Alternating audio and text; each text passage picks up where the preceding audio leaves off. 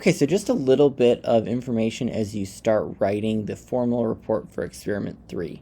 In this case, we're on the quantitative rubric. There's no difference to the abstract and experimental sections. For the abstract, you still need those 3 key things: the purpose, brief 1 to 2 sentence summary of the procedure, and then those main experimental results. Again, just like last time, remember to include your unknown sample numbers and their, proper results, their proper concentrations with good units. And again, just as it sort of says in the lab manual, report the original undiluted concentration, because that was the actual goal. You don't necessarily care about what the diluted concentration was. For experimental, again, same idea, but remember to be concise. Use that correct scientific terminology. So absorbance spectrum, when you measured the entire spectrum. For other experiments, you just measured the absorbance at a specific wavelength. So if we measured at 999 nanometers, which wasn't possible, but as an example, then we'd say the absorbance was measured at 999 nanometers for each sample, or something like that. Again, for reproducibility, you need to say what your instrument was. So state exactly what the instrument was. It was basically 3 experiments in lab, so really probably not more than about 6 sentences in 1 long or 2 short paragraphs. For results, this one I think people sometimes have a little bit of trouble with integrating the math along with the tables and figures, so definitely make sure to do that. As usual, it's a good idea to sort of start from the purpose. Again, there was an overall goal of the experiment. Tying back to that is a good way to start your results section. The text doesn't need to be overly verbose, but it should walk the reader through point by point. Your audience, remember, is someone who hasn't done the lab, so you're responsible for guiding them through. Why did I do this experiment first? What was the next experiment? Remember to report all your experimental results. Don't forget that first experiment. Remember the first experiment you measured lambda max. Again, this would be a good way to show that. I'll talk about equation editor down below. There is a spot there in your results. And again, that's just sort of one number, or lambda max and the absorbance at lambda max as your result. Since it's only one number, it really doesn't make sense to have it in a table necessarily, right? Just having it in a sentence works perfectly fine for reporting that result. Again, if you go on to the next experiment where you had the data table, you had all the dilutions, right? You're showing sample calculations of each equation, and not all of them, but just one per type of calculation you had to do. In that case, you're going to need equation editor to do that. So for equation editor, you can find it via insert equation here. If your screen is wide enough, it'll show insert an equation up there. The keyboard shortcut in this one is really useful because there's going to be a lot of equations. So Control and equal is the shortcut. Maybe Alt and equal on Windows, although I think it might be Control and equal as well. So again, equation editor is designed to make your life really easy. So when you're entering something like M1 or M sub C as a subscript, you can use an underscore. So go into equation editor, then type M_1, then press space. So the way that works, I'm going to use my keyboard shortcut for me, Control equal. That'll give me a new equation here. Then I go M_, then I type 1. Now it still shows up in like linear format, but as soon as I press the space key, it forces it down into that subscript position. So you can see very, very easy once you get the hang of it to type out your equations. They'll look nice and professional. That's the idea. Again, maybe I should have used MCVC. It doesn't really matter what version of that equation you use. But you should, you are going to need this equation to do some of your sample calculations. As you move forward in that, again, remember this is all going to be integrated into the text. So you're going to say, to calculate the concentration of each solution, the dilution equation, M1, again, maybe I'll just copy it.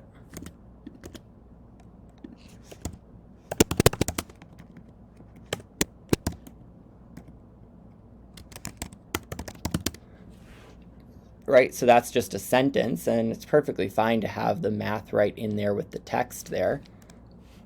Again, once you introduce an equation, you should be describing the variables. This is formal writing, so you should explicitly state what those are.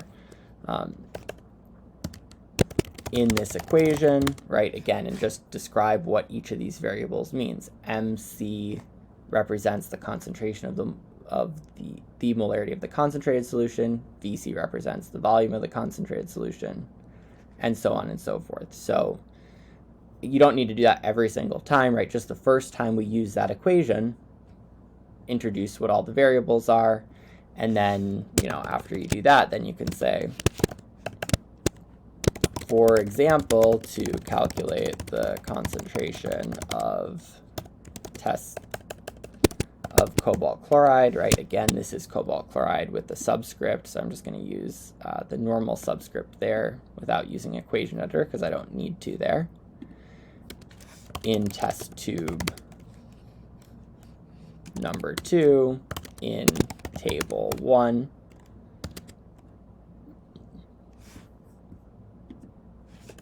Again, however you want to say it, the concentration of cobalt chloride in test tube 2 in table 1 was determined as shown below, or something like that, right? Again, it doesn't matter, but just however you want to say it. Again, in this case now, maybe since I'm going into a sample equation, right, now I'm going to sort of show that maybe now I want to put the equation on its own line because it's a case where I'm going to show the full sample equation. But again, it's not floating freely. It's introduced in the text. And again, maybe I'm showing that maybe I want to first sort of show it solved, right? So my solved version of this here, I'm solving for, say, MD, MCVC. I'm going to use that parenthesis for division, right? So if I want to show something like x over y, I type x/y, and then space to force it into division. If I need to change these to be, this is actually, instead of y, this is y plus z or something like that, right? However I want to change that up. So, right, maybe this is the best way to show this equation. Right, again, maybe I want to say up above, this equation was solved for the variable MD, and the concentration of cobalt chloride was calculated as shown below, or something like that. And then I'm going to do my normal, plugging everything in with appropriate units, showing the final version, but again, integrated right into the text. Next, right, again, I can say concentration, again, or maybe I want to say above, the concentration of each sample was calculated in this way, or something like that. Again, just make sure you're making that effort of integrating the math right into the text, defining your variables, explaining everything as shown, as something like this. Again, you'll have your table, you'll have your figure. The discussion questions say exactly sort of how you should be describing that, right? So if you look at the last couple of things we did in lab, before you left, we talked about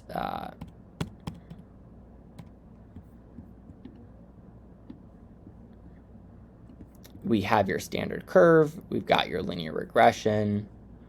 Again, make sure you're going to have that paragraph discussing the best fit, discussing the figure, which you'll introduce, right? Using the data from table 1, figure 1 was created plotting absorbance versus concentration, or something like that, right? You'll talk about the y-intercept and the r-squared and the slope with proper units.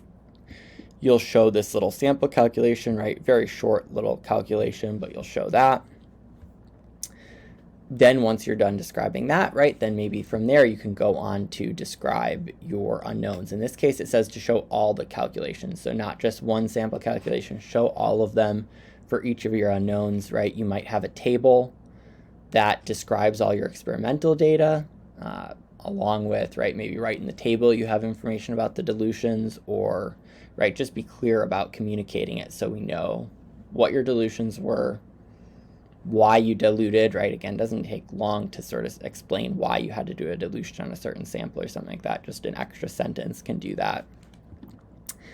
And yeah, again, show all the calculations to get the concentrations of the unknown. And that's the end of your results section.